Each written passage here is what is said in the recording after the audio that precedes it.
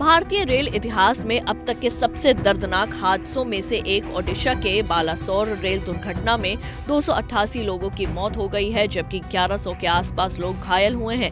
अब इस दर्दनाक रेल हादसे को लेकर कांग्रेस ने केंद्र की मोदी सरकार पर निशाना साधा है। पार्टी अध्यक्ष मल्लिकार्जुन खड़गे सीधे तौर पर कह रहे हैं कि विज्ञापनी PR हथकंडों ने मोदी सरकार के काम करने की प्रणाली को खोखला बना दिया है। कांग्रेस अध्यक्ष खड़गे ने ट्वीट कर रेल विभाग में पिछले 9 सालों में भर्ती को लेकर भी मोदी सरकार पर निशाना साधा है। खड़गे ने अपने ट्वीट में लिखा है, रेलवे में 3 लाख पद खाली हैं।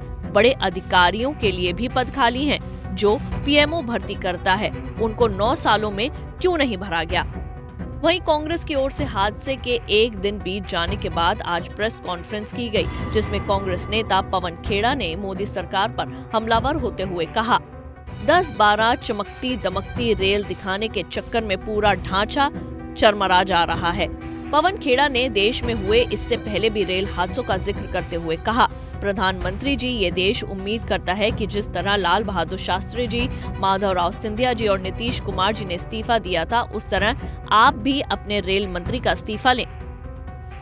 उड़ीसा में बालासोर में जो कल हृदय विदारक परसों जो ट्रेन हादसा हुआ, जिसमें 288 लोग मारे गए, 1100 के लगभग घायल हुए। हमारी संवेदनाएं उन तमाम परिवारों को जिन्होंने अपने प्रियजनों को गंवाया है। साथ ही ओडिशा पुलिस, NDRF, ODRAF और भारतीय सेना को धन्यवाद, जो पीड़ितों की मदद के लिए तत्परता उन्होंने दिखाई, और ओडिशा के लोगों की जो मानवीय छवि देखने को कल मिली, वो इस देश की मानवीय छवि है। रक्तदान करने कतारों में लोग खड़े थे, नौजवान लोग खड़े थे। इससे यह पता चलता है कि एक राष्ट्र के तौर पर हम लोग कितने सजग, कितने संवेदनशील लोग हैं। लेकिन बड़े अफसोस की बात है कि हमारी सरकार उतनी संवेदनशील नहीं दिखती। प्रधानमंत्री जी, आपके रहते भारत की किस्मत के बारे में तो मैं कुछ नहीं कहूंगा, लेकिन आपकी किस्मत के बारे में 2 शब्द जरूर कहूंगा। आपने एक कवच अपने आसपास खड़ा कर दिया। वो कवच आपको CAG रिपोर्ट से बचाता है, वो कवच आपको प्राइम टाइम डिबेट से बचाता है, वो कवच आपको किसी भी तरह की पब्लिक स्क्रूटिनी, सार्वजनिक जांच से बचाता है। वो कवच देश की सीमाओं को नहीं बचाता, वो कवच ऑक्सीजन के लिए मारे मारे फिर रहे लोगों को नहीं बचाता, वो कवच रेल यात्रियों को नहीं बचाता, वो कवच सिर्फ और सिर्फ आपकी छवि को बचाता है। ऐसा कवच किसी सरकार को, किसी प्रधानमंत्री को कभी नहीं मिला। काश ये कवच रेल यात्रियों को भी मिलता। एक जमाना था जब लाल बहादुर शास्त्री जी जैसे लोग थे जिन्होंने इस्तीफा दिया, माधवराव सिंधिया जी ने इस्तीफा दिया एक रेल हादसे पर, नीतीश कुमार जी ने इस्तीफा दिया एक रेल हादसे पर। इस्तीफे का अर्थ क्या होता है? इस्तीफे का अर्थ होता है नैतिक जिम्मेदारी लेना। ना जिम्मेदारी दिखती है, ना नैतिकता दिखती है। आपको क्या उम्मीद है यहां से कोई इस्तीफा आएगा? हमें तो यह नहीं समझ में आ रहा हम इस्तीफा मांगे किससे। वो व्यक्ति जो एक छोटे से रेलवे स्टेशन की भी हरी झंडी दिखा के उद्घाटन करते हुए दिखता है, वो, या वो जो कल सुबह से अपनी पब्लिसिटी में लगे हुए हों, टोपी पहन के कैमरा लेकर घूम रहे हों, किसका इस्तीफा मांगे हम?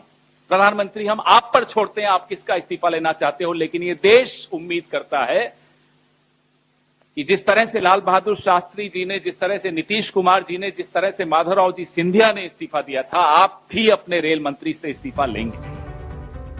कांग्रेस नेता पवन खेड़ा ने कहा, रेल की रिपोर्ट बताती है कि 3,12,000 पद रिक्त हैं।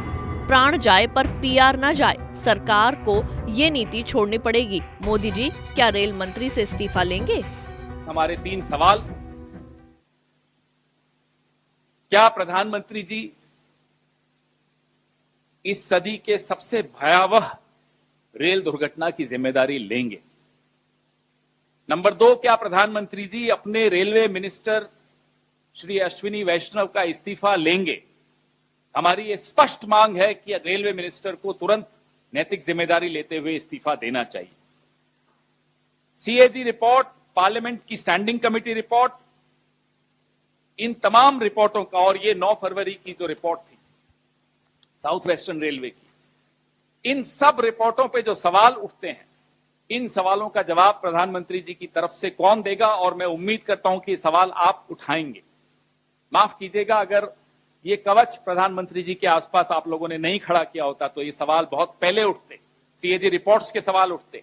इस रिपोर्ट को कहीं ना कहीं छपते हुए हम देखते, इस पे चर्चा और डिबेट्स होती, तो शायद ये 288 लोग अपनी जान नहीं गंवाते।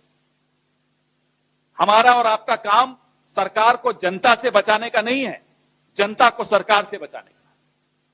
अभी भी समय है, हम सबको ये जिम्मेदारी निभानी पड़ेगी, नहीं तो ये दुर्घटनाएं होती रहेंगी, लोगों की जान जाती रहेगी और यूं ही हम एक दूसरे को ढांढस बंधाते रहेंगे। वहीं कांग्रेस राज्यसभा सांसद शक्ति सिंह गोहिल ने आगे बताया कि आजादी से पहले ब्रिटिश सरकार में रेलवे सुरक्षा के लिए अलग इंजीनियर्स की टीम होती थी जो रेलवे ट्रैक की सुरक्षा और उनकी मरम्मत का काम देखते थे। लेकिन आजादी के बाद एक अलग कमीशन रेलवे सेफ्टी बना, जिसे सिविल एविएशन के अंतर्गत रखा गया। जो एक्सीडेंट में जाने गई, उसके जाने का वक्त नहीं था, एक्सीडेंट से गए। कोई भी मुआवजा, कोई भी कंपनसेशन एक जिंदगी को वापस नहीं ला सकता है, और इसीलिए जान की सुरक्षा को हर वक्त पे हम सबसे ऊपर रखते हैं कि अगर माल गया, प्रॉपर्टी गई, हुआ तो वो आ भी सकता है वापस, पर एक बार जिंदगी चली जाती है वो वापस नहीं ला सकता है, कोई नहीं ला सकता है। हमारे भारतीय रेल का इतिहास बहुत पुराना है। जब देश आजाद नहीं था, अंग्रेजों का शासन था, शुरू में हमारी रेलवे, आप नोट कीजिएगा, शुरू में हमारी रेलवे प्राइवेट पार्टीज के पास थी। लेकिन उस वक्त अंग्रेजों ने क्या किया था कि प्राइवेट पार्टी रेल चलाए, पर वो तो अपना मुनाफा देखेंगे। इसीलिए ये जरूरी है कि सेफ्टी के लिए उस प्राइवेट पार्टी को नहीं, अंग्रेज सरकार ने इंडिपेंडेंट इंजीनियर्स, जो सीधे सरकार के, शासक के पेड लोग थे, वो इसकी सुरक्षा देखते थे। वो कहते थे कि इस ट्रैक पे चलाओ, ये ट्रैक को रिपेयर करो, अभी रोक दो। वो इंजीनियर्स कहते थे, वो प्राइवेट कंपनी को करना पड़ता था, ट्रेन ऐसे नहीं चलती थी।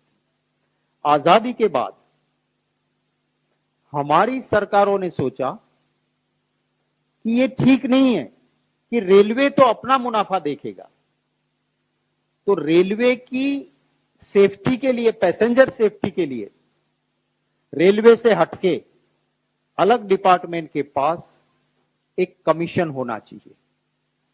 रेलवे की सुरक्षा की चिंता करते हुए कमीशन रेलवे सेफ्टी अलग बना, और वो रेलवे मंत्रालय के नीचे नहीं, इसको रखा सिविल एविएशन, नागर विमान विभाग के नीचे उसको रखा, और वो देखते हैं।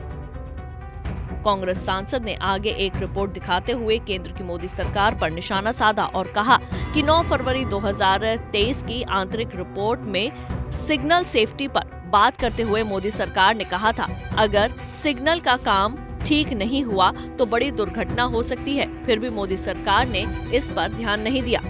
तो ये मैंने आपको ये डॉक्यूमेंट दिया है जो पार्लियामेंट में 8 दिसंबर 2022 पेश हुआ, और अगर उस वक्त पे ये संज्ञान लेते, उस वक्त पे ये चिंता करते, तो आज ये हादसा नहीं होता था।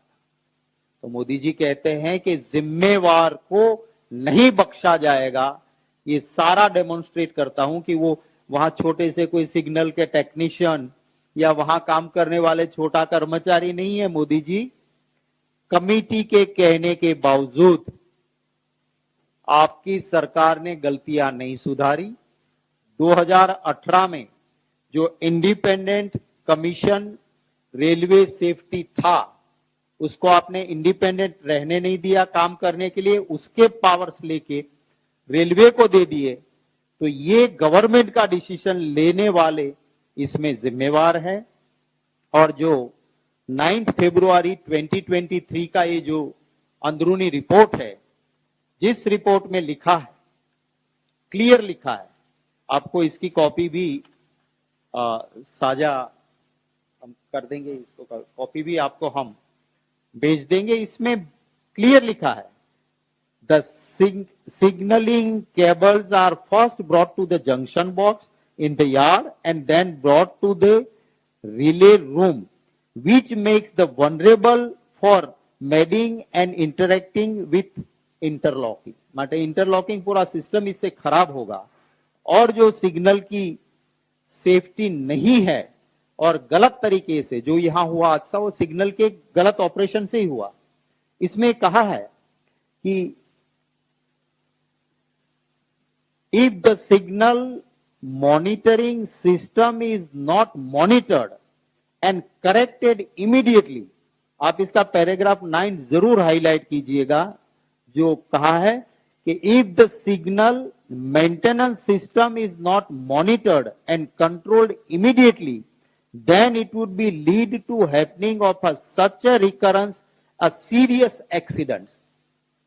माने ये रिपोर्ट खुद कहती है कि अगर आपने ये सिग्नल का काम ठीक नहीं किया तो बहुत सीरियस बड़ा एक्सीडेंट हो सकता है। वो principal chief operation manager south western railway वो खुद लिख के देता है, और फिर भी मोदी सरकार कुछ नहीं करती है। ये साफ दिखाता है कि इसके लिए जिम्मेवार यही लोग हैं। Bureau report, Punjab Kesari TV. हमसे जुड़े रहने के लिए हमारे YouTube चैनल को सब्सक्राइब करें और नई वीडियो की नोटिफिकेशन के लिए बेल आइकॉन को दबाएं।